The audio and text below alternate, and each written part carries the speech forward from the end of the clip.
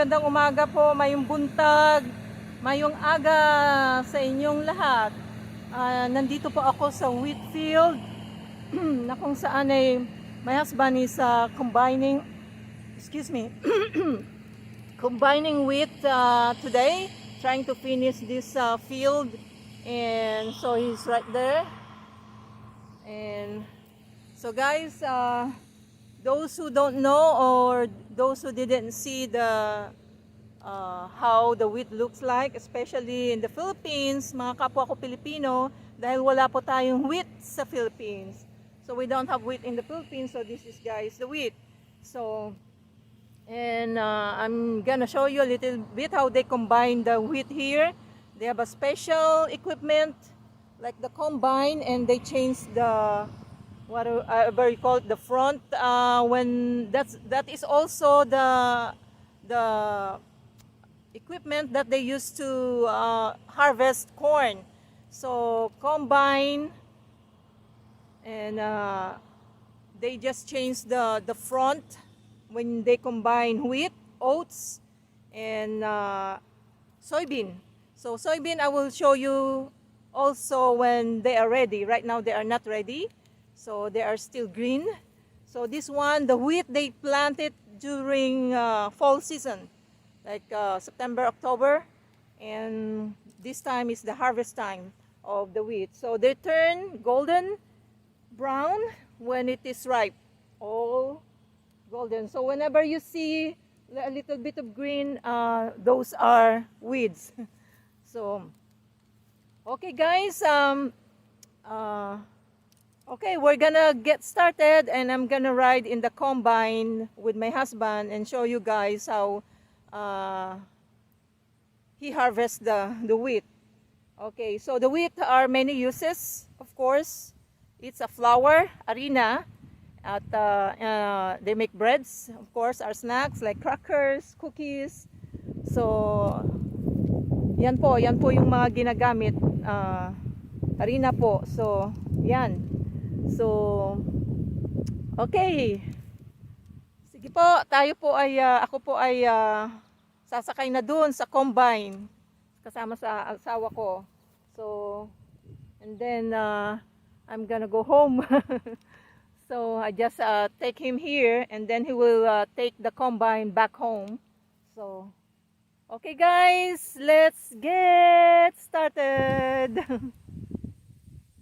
Okay guys, this is the combine, and my husband is harvesting wheat, and so I'm gonna get inside too, so that I can show you guys how he harvests the wheat by using the combine. So okay, where am I gonna, on the other side, right? I'm gonna climb on the other side. Okay, so my side is on here. There's an extra seat for the passenger. So guys, this is big. So this is also the one that they use to harvest the corn, but it's a different, we call it the front or the teeth. They remove it and change it. So okay,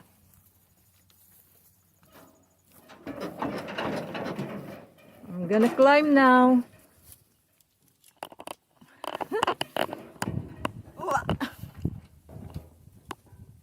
I'm climbing guys, look at that. That's the bottom. I'm climbing now.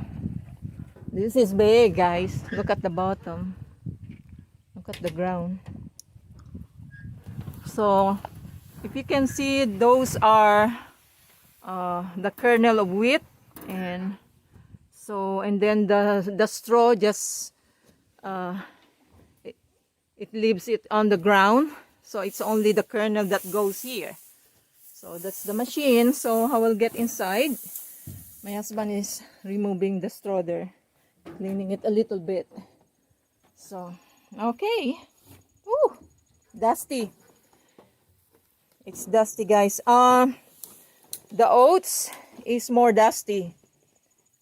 So there's some wheat there still hanging, but it will get inside and it will process it And over here, them are the wheat. Okay, I will get inside. Okay guys, we're gonna start harvesting the wheat now. So, those are wheat. So I'm here inside the combine.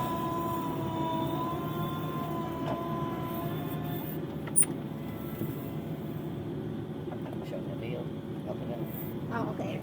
Then I'm gonna... So, those are wheat guys, and we're gonna start now. So when it is ripe, they are brown in color. So, okay, we're gonna start and we're gonna show you guys.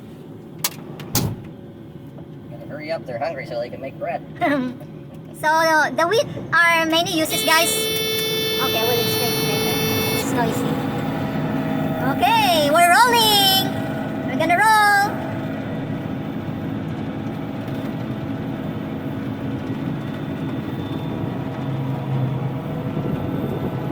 Okay, guys, as you can see, it's rolling.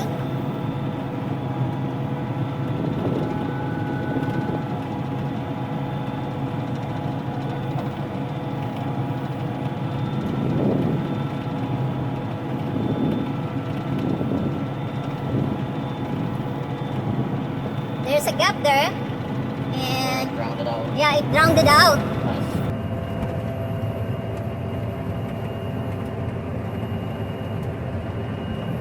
Just fast forward.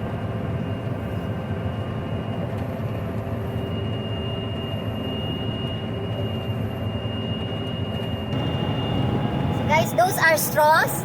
So they use it for bedding for cows.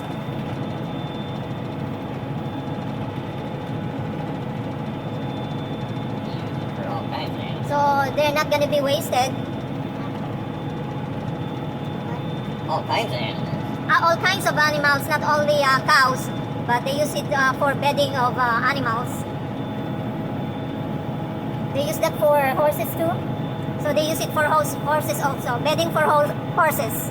And so we're gonna reach the end soon.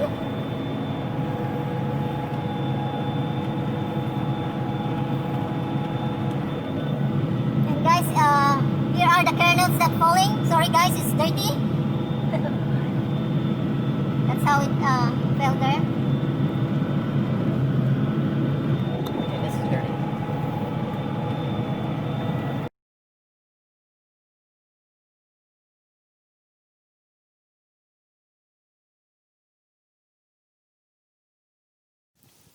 Okay, excuse me. I'll show you guys how the kernel wheat looks like. So I'm gonna open one here so that you will see. Okay. Ay, it fell. Okay, let's get another one. Let's open it. Okay, that's it. You will not appreciate it. It's like rice, but it's not. It's different shape and color.